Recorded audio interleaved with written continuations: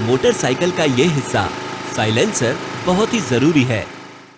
इसके महत्व को समझने के लिए चलिए एक बार बिना साइलेंसर के मोटरसाइकिल को चला के देखते हैं। इससे बहुत आवाज निकलती है। साइलेंसर आवाज के स्तर को बहुत कम करता है। एक दिलचस्प उदाहरण की मदद से हम इस वीडियो में आधुनिक साइलेंसर की पूरी फिजिक्स को समझेंगे। सबसे पहले समझते हैं कि आवाज कैसे जनरेट होती है और ये किस तरह फैलती है। स्पीकर के आसपास के हवा के पार्टिकल्स नॉर्मल प्रेशर पर हैं।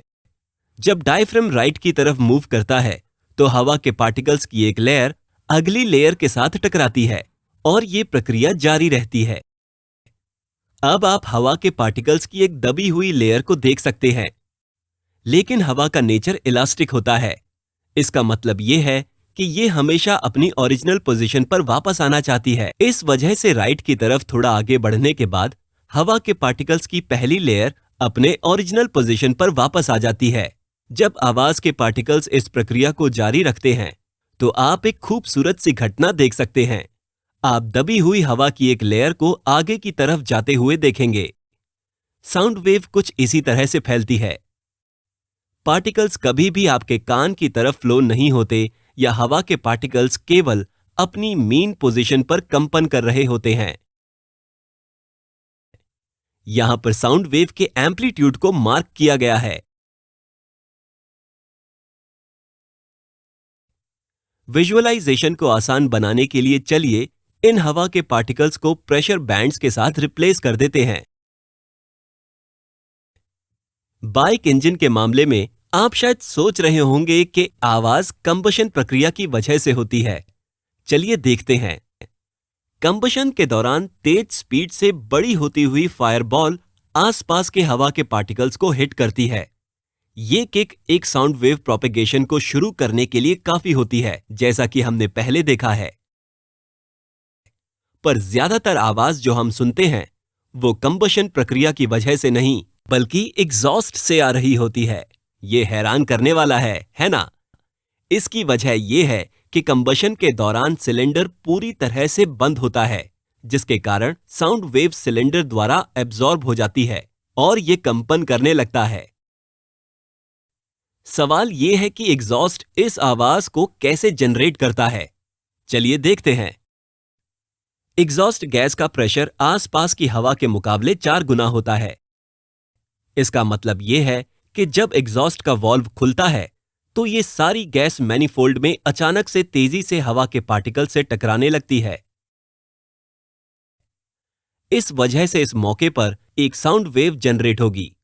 तो इंजन का केस पटाखों या गन के केस से अलग होता है, जिनमें आवाज का स्रोत कंबशन होता है।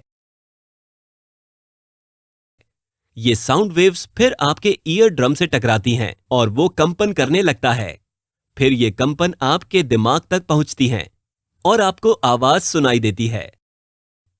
यहां एक दिलचस्प सवाल है। आपको क्या लगता है, साउंड वेव में ऐसा क्या बदलता होगा जिसकी वजह से इसका शोर कम या ज्यादा हो जाता है? जी हां, यह है एम्पलीट्यूड। जब कोई बाइकर एक्सेलरेट करता है तो आपको ज्यादा तेज आवाज सुनाई देती है। ऐसा इसलिए होता है क्योंकि जब ज्यादा ईंधन जलता है तो एग्जॉस्ट गैस का प्रेशर भी बढ़ जाता है। एग्जॉस्ट का प्रेशर जितना ज्यादा होगा, एग्जॉस्ट वाल्व के खुलने पर आसपास के हवा के पार्टिकल्स की हलचल भी उतनी ही ज्यादा होगी और एक ज्यादा एम्पलीट्यूड की साउंड वेव जनरेट होगी। मोटर व्हीकल एक्ट के अनुसार किसी भी व्हीकल का शोर 80 डेसिबल से ज्यादा नहीं होना चाहिए।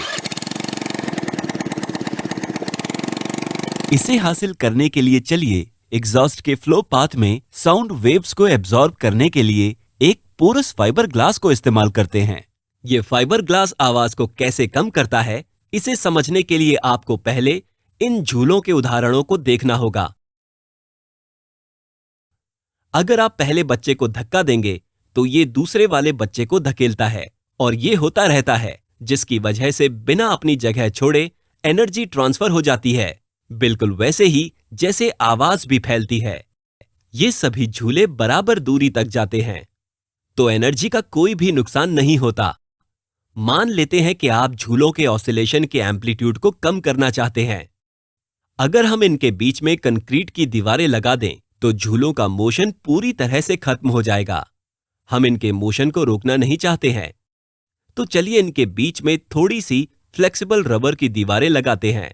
जैसा कि आप देख सकते हैं, रबर की दीवारों की वजह से हर स्टेज में झूले की कुछ एनर्जी एब्जॉर्ब हो जाएगी और फोर्स का एक हिस्सा ट्रांसफर भी हो जाएगा।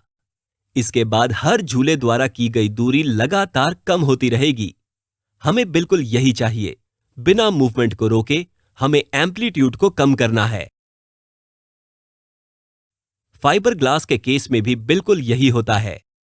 यहां पर झूले के बीच में ट्रांसफर होने वाला मोशन साउंड वेव्स है और रबर की दीवारों की जगह पोरस फाइबर्स हैं। ये फाइबर्स प्रेशर वेव्स को एब्जॉर्ब करते हैं, लेकिन साथ ही एग्जॉस्ट फ्लो को ब्लॉक भी नहीं करते हैं। जैसे ये फ्लो जारी रहता है, आवाज का एम्पलीट्यूड कम होता जाता है और आवाज धीमी पड़ने लगती है। इन पार्टिकल्स की एनर्जी को एब्जॉर्ब करके फाइबर इस एनर्जी को गर्मी में बदल देता है और साइलेंसर के बाहरी कवर के जरिए गर्मी को बाहर कर देता है। लेकिन जैसा कि दिखाया गया है, वैसे फाइबर ग्लास को सीधे इस्तेमाल नहीं किया जाता है। क्या आपको पता है क्यों? इसकी वजह है इंजन पर बैक प्रेशर। ये डेंस फाइबर एग्जॉस्ट गैसों को कुछ मात्रा में ब्लॉक करते हैं, जिसकी वजह से इंजन की एफिशिएंसी कम होने लगती है। इसीलिए इससे बचने के लिए एक परफोरेटेड ट्यूब पर फाइबर ग्लास की शीट को लपेट दिया जाता है। आप सोच रहे होंगे कि इस डिजाइन के साथ साउंड वेव्स कैसे एब्जॉर्ब होती होगी। क्या साउंड वेव बीच के छेद के जरिए निकल जाती है? पर यहां पर एक ट्रिक है। इस मफलर के अंदर एग्जॉस्ट गैस के पाथ पर ध्यान दीजिए। ये एग्जॉस्ट फाइबर ग्लास के अंदर ट्यूब होल्स में फ्लो होते हुए एडीज फॉर्म करता है। जरूरी बात यह है कि साउंड वेव्स हमेशा फ्लूइड्स के साथ ट्रेवल करती हैं, तो साउंड वेव इस तरह से पास होती है और जैसा कि पहले समझाया गया है, वैसे ही फाइबर मटेरियल के अंदर काफी हद तक साइलेंस हो जाती है। इस तरह की मफलर डिजाइन को एब्जॉर्प्शन टाइप कहा जाता है और ये मोटरसाइकिल के लिए सबसे अच्छा है। अगर आपकी बाइक ज्यादा आवाज कर रही है तो हो सकता है कि फाइबर ग्लास मटेरियल को बदलने का समय आ गया हो। धन्यवाद।